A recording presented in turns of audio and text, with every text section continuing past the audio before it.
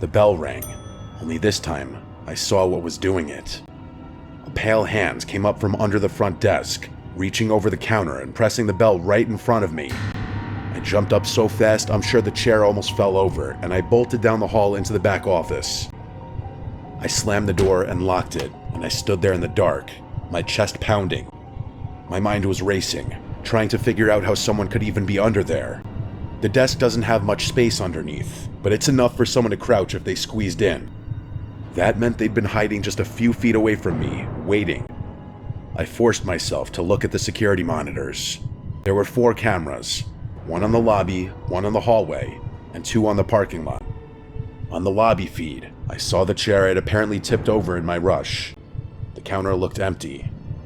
Then in the bottom corner of the frame, I saw movement. A head poked out from behind the desk. I couldn't make out details, just the outline and the glint of eyes staring straight into the camera. I backed away from the monitor. I couldn't look at it. I grabbed my phone and dialed 911 with shaking hands. I whispered to the dispatcher that someone had broken in and was hiding in the lobby. She told me to stay where I was and that officers were on the way. While I was on the phone, I watched the monitor. The person's head disappeared, and then I saw the person crawl out from behind the desk on hands and knees. He crawled to the door and then stood up. He was tall and wearing a hoodie with the hood pulled tight, and his posture was hunched over.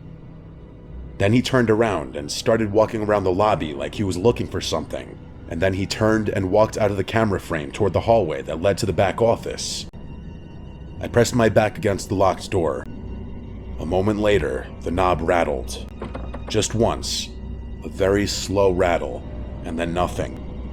The dispatcher kept asking if I was safe, but I couldn't even answer for a few seconds because my throat felt like it was closing up. After what felt like forever, I heard slow footsteps moving away.